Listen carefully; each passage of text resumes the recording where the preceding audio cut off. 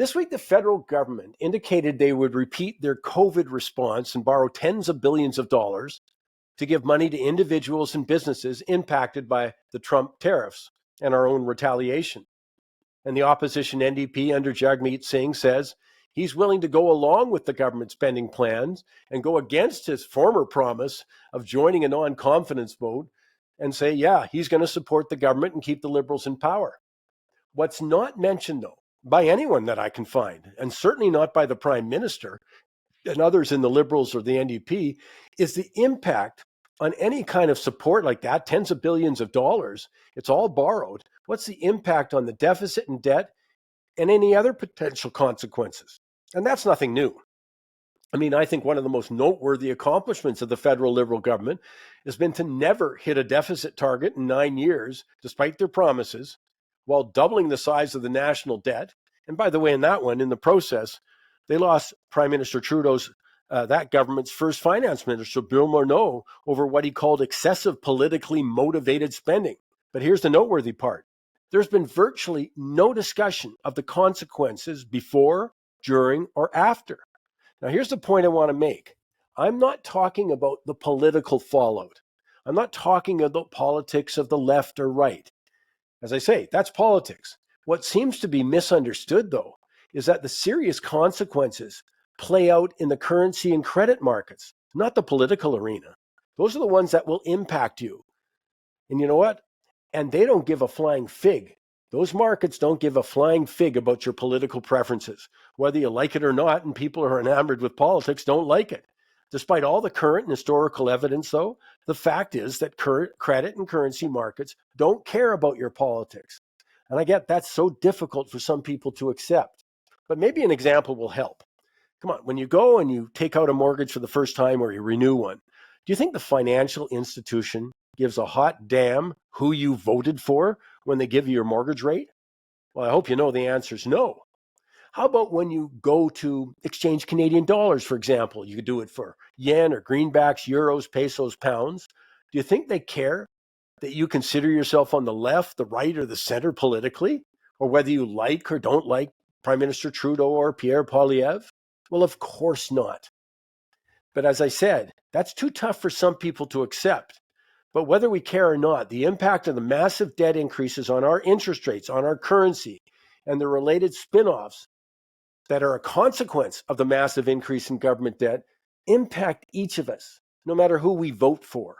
But as I said, the government never talks about the potential downside, the potential consequences of massive borrowing and debt buildup.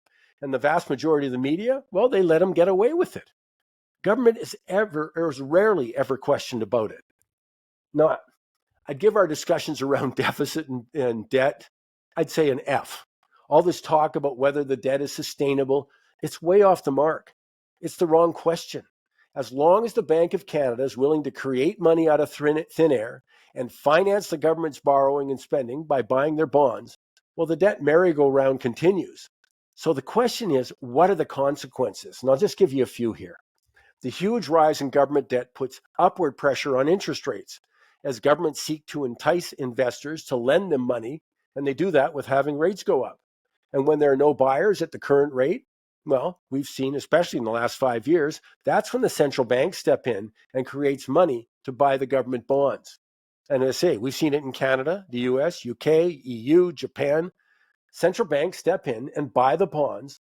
So interest rates don't have to go way up in order to attract buyers.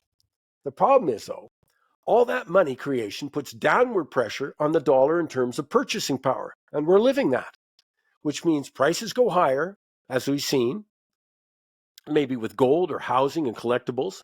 And while it's not a straight line over time, that drop in purchasing power is reflected in the price of all commodities. Now, it's not tough to understand.